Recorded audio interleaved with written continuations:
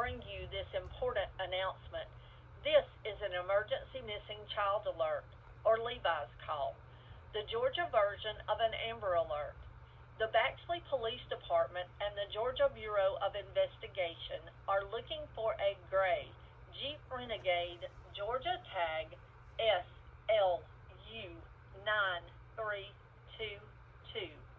On July 16, 2026, Layla Alexia Nubian Carter, a 13-year-old black female with black hair with braids and brown eyes, and was last seen wearing pajama bottoms and a t-shirt, was abducted by Giovanni Alexis Carter, a 32-year-old black female, 5 feet 2 inches tall, weighing 140 pounds, with black hair with braids and brown eyes, and was last seen wearing a gray and white tank top, black shorts, and a black baseball cap with a blue trim on the side of the hat.